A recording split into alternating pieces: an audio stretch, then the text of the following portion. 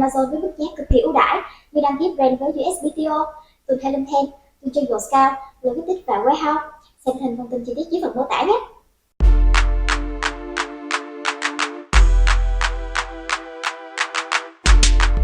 Today is a special part 2 of 2 in an episode series we've done with Brandon Young, and we're going to go over strategies on how to resurrect dead products, the importance of project management SOPs, and more. How cool is that?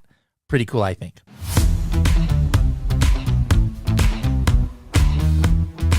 Are you an agency, enterprise level seller, or an 8 or 9-figure seller and need advanced analytics? Market Tracker 360 might be the product for you. To get a demo of Market Tracker 360, go to h10.me/MT360. That's h10.me/MT360.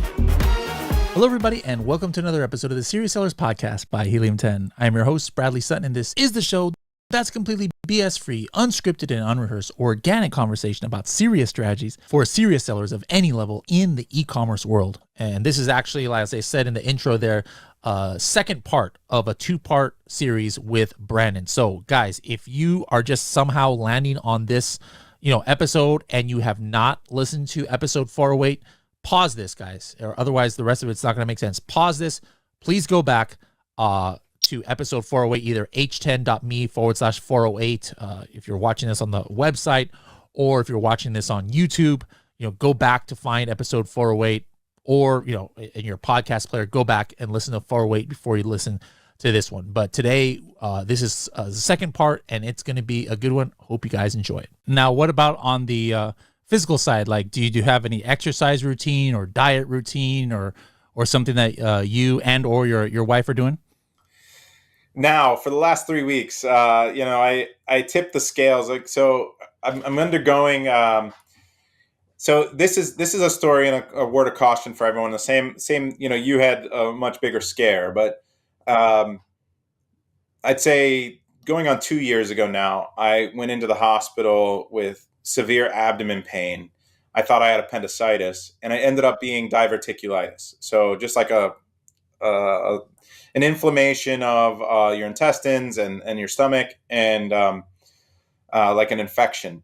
And so what they do is they typically put you on a liquid diet for a couple weeks with a lot of antibiotics, but then they follow up with a colonoscopy to make sure there's no permanent damage, no bleeding, no it didn't hemorrhage or anything like that.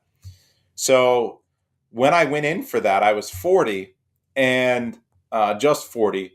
And they found 2 huge polyps that they said they removed. They zapped them away with a laser while they're in there.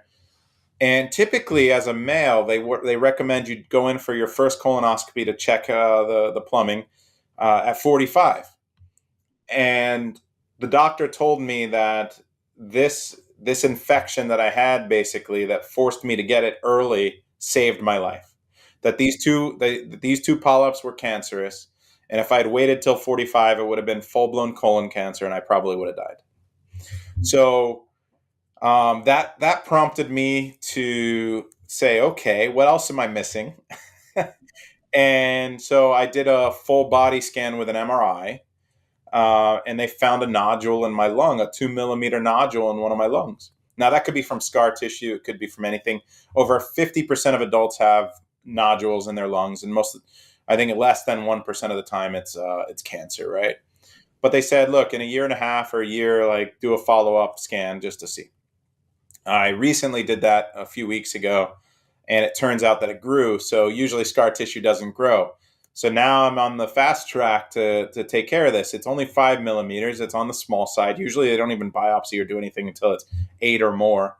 But lung cancer is one of those things that if you catch it early, the survival rate is insanely good.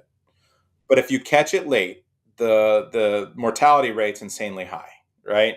So this is just like a lot of people like us who are entrepreneurs working 70 hours a week.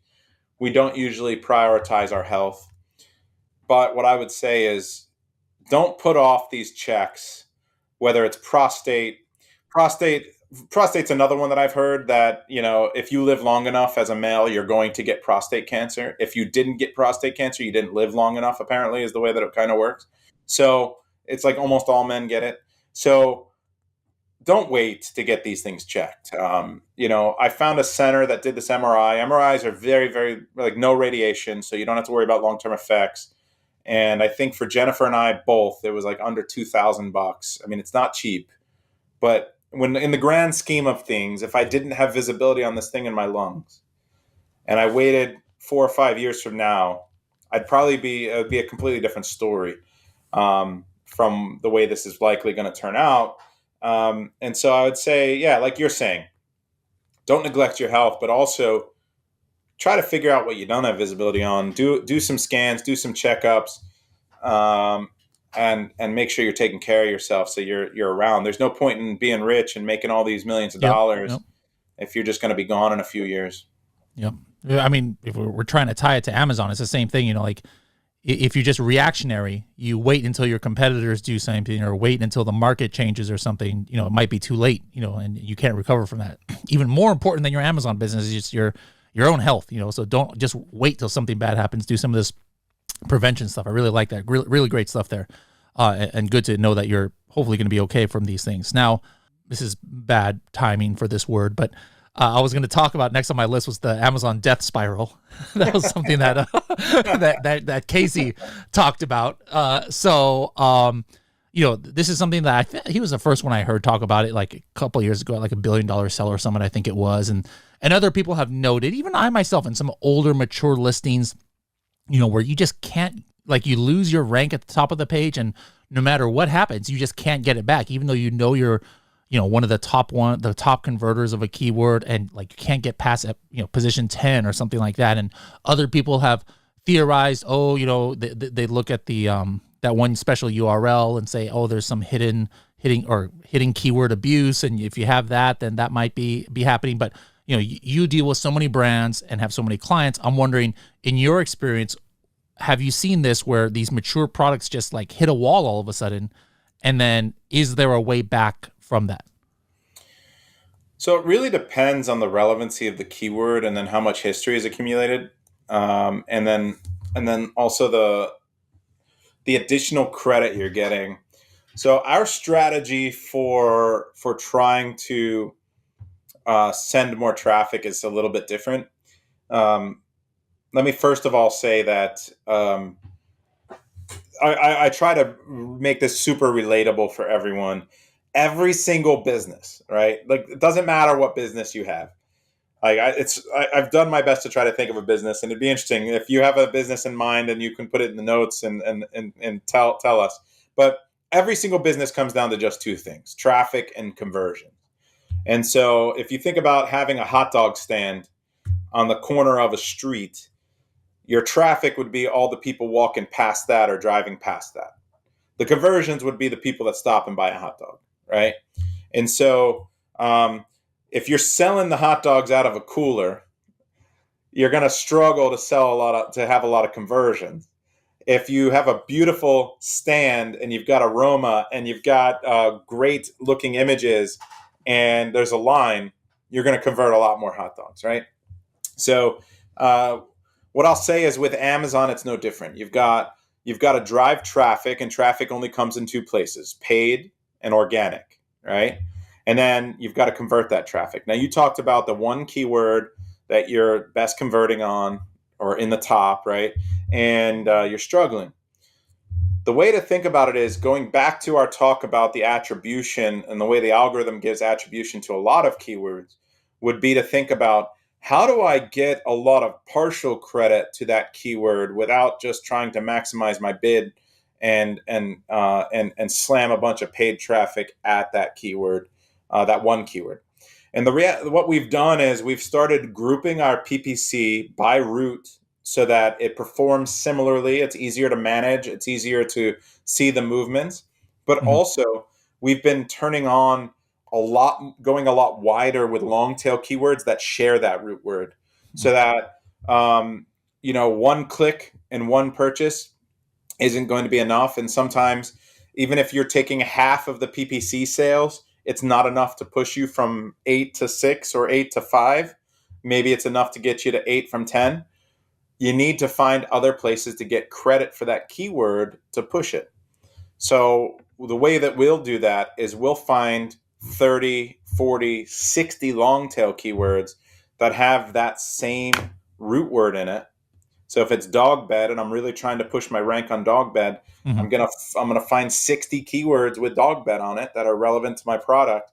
And I'm gonna group those into different campaigns, like 6 keywords, 5, 6, 7 keywords per campaign. And I'm gonna be very aggressive with sending a lot of high converting traffic to all of those long tail keywords. And I'm gonna get a lot of credit towards dog bed, right? So that's a method that I would say is maximize your conversion rate. Step one is, so you want to make sure your images, your content are better. Make sure your offer is better.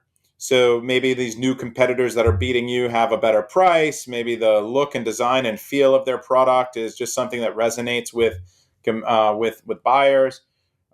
So step one, you mentioned conversion rate. Make sure that that's right. Don't send traffic to a listing that doesn't convert. You're just wasting your money. Again, don't set up your hot dog stand with a cooler, right? And then the second thing would be send more traffic that will impact rank, which is going to be sponsored product traffic to related keywords that share that root word. Okay, good stuff. Now, going back to data dive, this is something I haven't really seen even a video on it, but I just heard that, or might have seen on your LinkedIn or Twitter or something, that you've come out with something like, it's kind of like Monday or something like project management. And so I would venture to say that of Amazon businesses that are smaller, like less than 30 employees, maybe less than 20, the great majority of these entities are probably not even using some kind of project management software at all. And so what can you say is, I'm sure you created this in Data Dive for a reason, but what would you say to these people like, hey, you're probably not using this because maybe you guys don't, you might not come from a corporate background and stuff where this is like mandatory, but what are people leaving on the table when they're not running some kind of like project management software, even if they only have like 3 or 4 employees?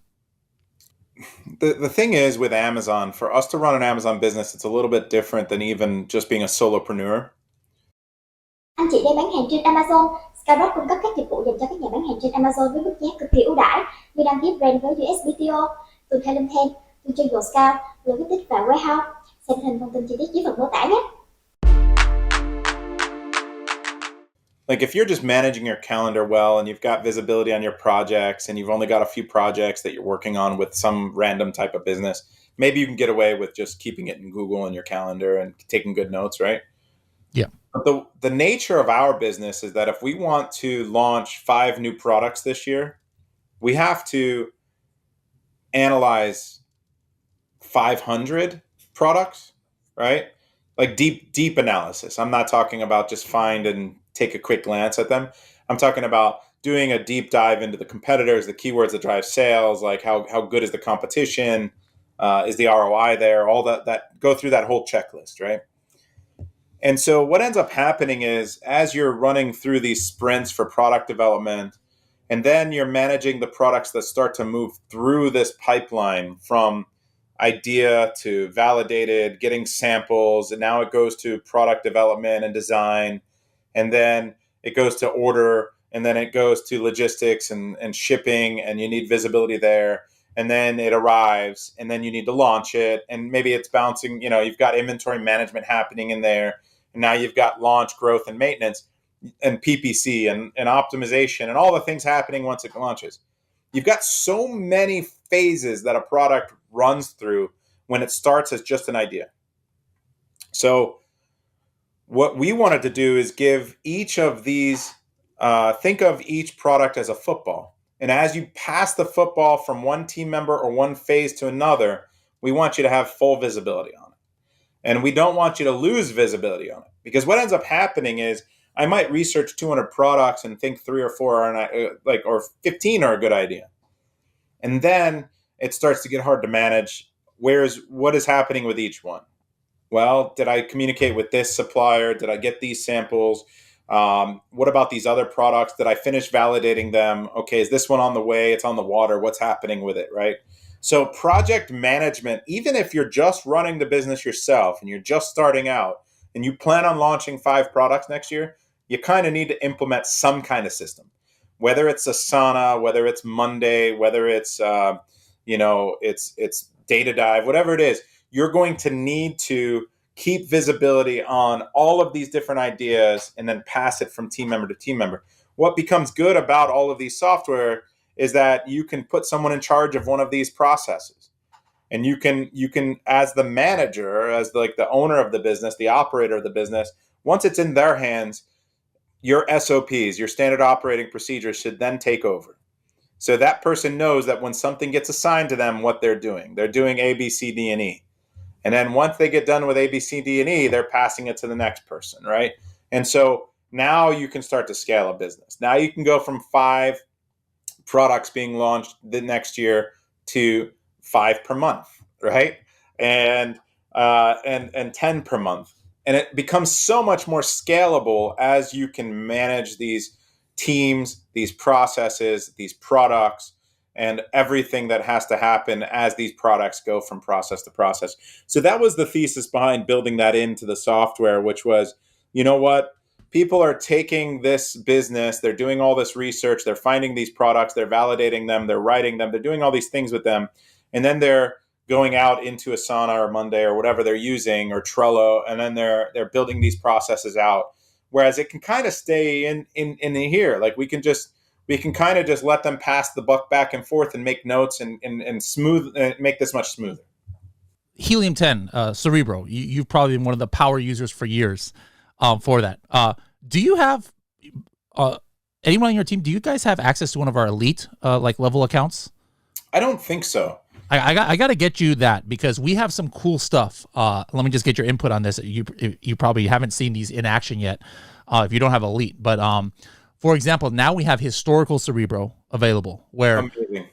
Yeah, so it's like, hey, yeah, sure. Of course, Cerebro is very powerful in itself. What's going on in the last 30 days? But if I'm doing some if I want to, I'm doing research because I want to launch a beach ball and it's December. What is in Cerebro? What's on Amazon now is not necessarily indicative of the main keywords and of I got to tell people listening like how powerful that is, because we launch a ton of seasonal stuff. Our biggest brand is a toy brand, and so we do summer things. We do Easter, we do Thanksgiving, we do Halloween, we do Christmas, right? So when we're working 3 quarters ahead, when we're researching, when we're doing October, right? When we're doing Halloween, it's Q1, right? Like we're placing those orders and finalizing those orders coming into March and April, so that we make sure that they arrive in time. So all the product research that we're doing is we're thinking 3 quarters ahead at all times. And so it's really hard to do Halloween keyword research in January. Yep. And so this solution sounds phenomenal. Like I definitely want to play with it. I think my team needs the plugin and start using it immediately. Love it. Yeah. For me, like before this, I would the only visibility in like historical, which is still valid in itself, is looking at brand analytics, but it's somewhat limited because you're only looking at the top 3 clicked products or something, and you can't easily do queries. Oh, beyond that too, like what we would have to do is kind of guess the keywords till like the season and then rewrite the listing as the season's going, because you'll see keywords that were 200 search volume all of a sudden become 20,000, and we didn't prioritize it. We were thinking that these other 6 keywords and routes would be good. And so our team is constantly having to, you should iterate anyway. Like, honestly, like your team should be using the same practices. But what we would have to do is look at some of these competitors, what they launched the previous year, and then just look at historical BSR and say, you know what, this one sold a lot during Halloween last year, but now like, okay, so maybe we need to do something similar to that design or something similar to that product, but we have no visibility on keywords for it. Yep. This is going to that's a game changer. That's awesome. Yeah, that's awesome. definitely all right. awesome. Cool. Yeah. So this way, you can just say, hey, show me the Cerebro, for this month of the year, sometime in the last 2 years. The other new thing that we have that I know you haven't seen, and it's just starting. We don't have too much historical data yet, but starting in December of 2022, one thing that's big for me that I noticed in 2022 is just how many different sponsored widgets Amazon has all over the place. There's the trending now widget. There's 4 stars and above. There's editorial recommendation. There's the Amazon's choice. Like, it's just so many different, sponsored placements on page 1. So now going forward, elite members can see you enter in an ASIN or a group of ASINs. Instead of just seeing where they're at organically and sponsored, you'll see ones where, hey, they're also showing up on this keyword for editorial. They're also showing on this keyword for, from our brands or something like that. So it gives you a lot of visibility into the real estate of page 1. Because, just looking at the regular sponsored placement and organic, gone are the days where that tells the whole story, of their 100%. Share of voice kind of. Yeah, because it's to the point where the majority of products, 30 to 50% of the sales are made up from paid ads. And if some of them even more than that, a healthy percentage used to be like, you didn't want it to exceed like 35%. Now 40, 50% is more normal, right? So if you're not seeing where they're getting their sales from, when are you going to trickle some of these down? No, a lot of people listening might be like, oh, you're just trying to get more money from us for different things.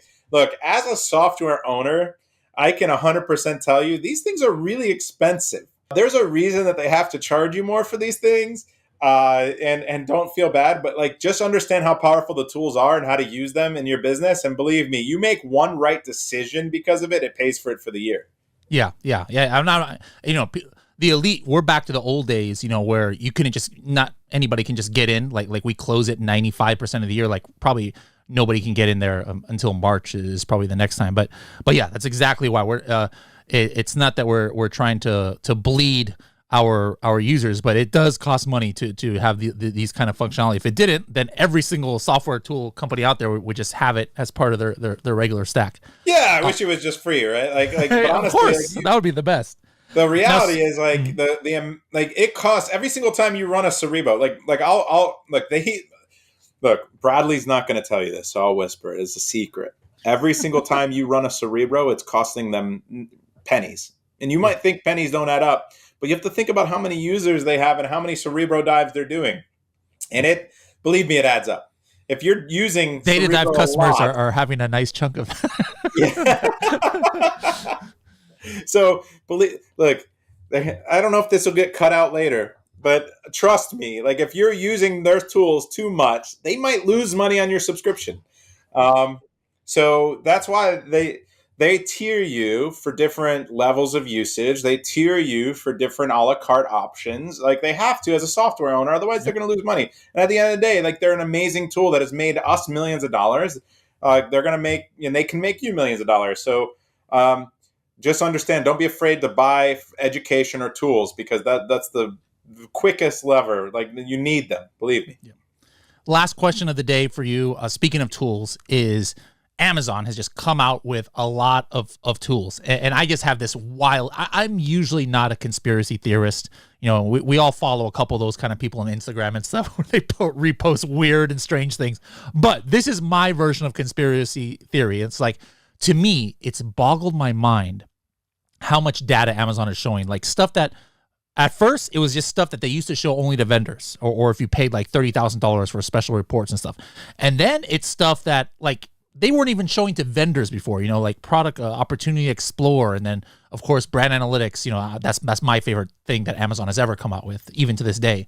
And then, new versions of search query performance. But then there is that thing that just passed in Europe where Amazon, is reiterating that they absolutely will not be using data that's not public to try and help their own brand. So my conspiracy theory is, and I'm not trying to throw Amazon under the bus, this is totally logical to me, is that, hey, the more data they make public to everybody, well, now they can go ahead and use that, per what they just agreed upon. But regardless of the reason of why they're doing it, I think we can all appreciate that, hey, it's great that Amazon is showing more things. It helps Helium 10, allows us to validate, more data, and we as sellers gives us more data points. But my question to you is, of all these things that Amazon has been, releasing, what's your favorite one?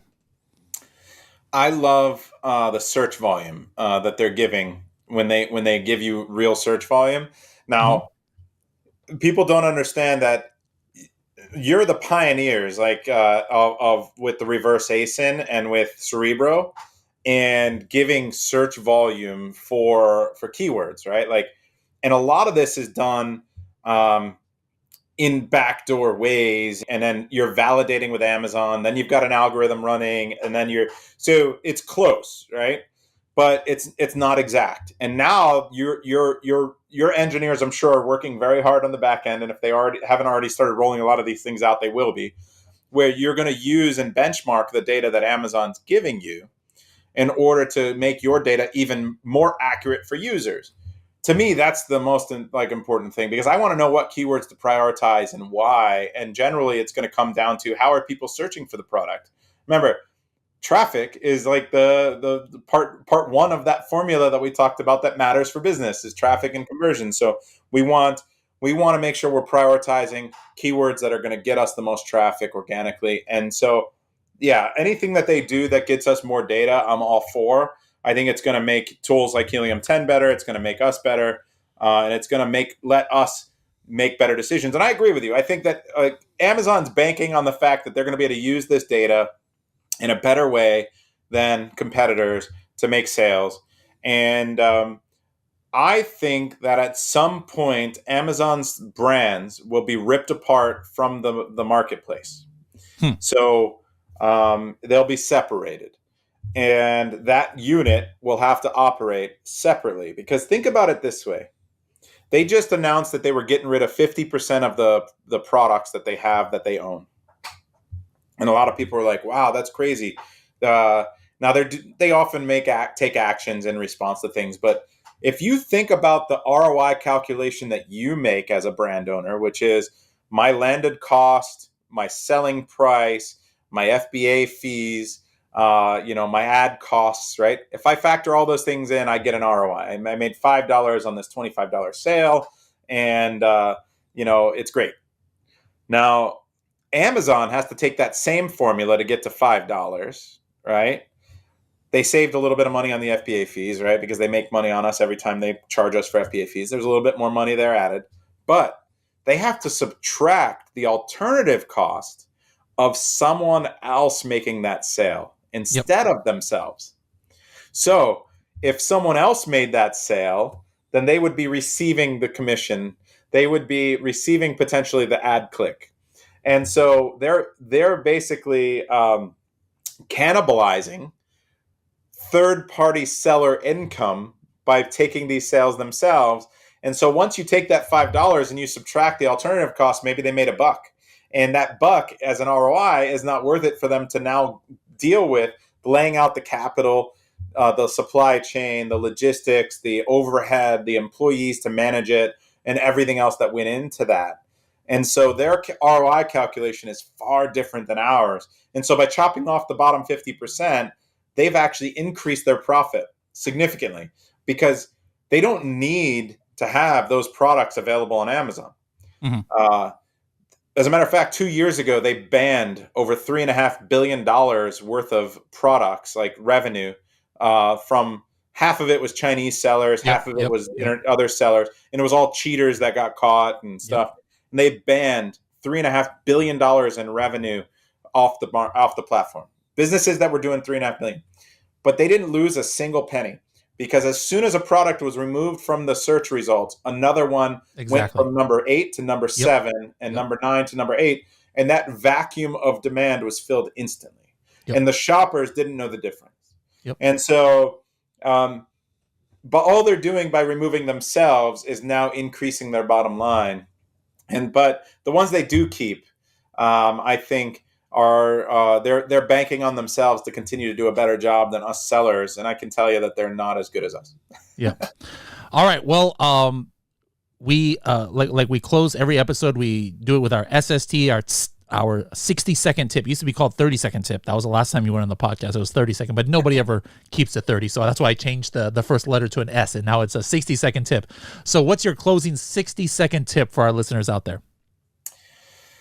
I think it's don't skip the step of setting goals in your business. I think a lot of people set loose goals, but I think when I say setting goals, I mean going through proper business management processes. So whether you follow something like EOS, which is from Traction, or 40X, or There's any number of these books that you can read, scaling up. They all have basically the same thing. You set a goal, you work backwards. So my tip would be get aggressive, set a goal, figure out what resources you need to achieve that goal over the next quarter and then 4 quarters. And then what are the leading activities you need to do every single day, every single week to march towards that goal? And what resources do you need to pull that lever? So don't skip that step. If the faster you implement that in your business, the more you're going to achieve and the faster you're going to achieve it.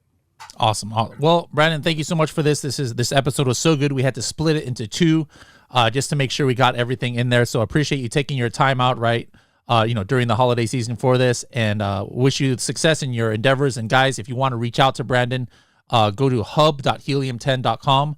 Type in Seller Systems. That's the link to find out about Seller Systems, Inner Circle, Data Dive, and all of Brandon's endeavors right there. Any social medias or anything you want to throw out there for other ways to follow you out there? I think that's good, man. It's always a pleasure, and I appreciate it. Happy New Year, brother. Hopefully get to see you soon and hang out. Thank you so much, and we'll be seeing you sometime next year.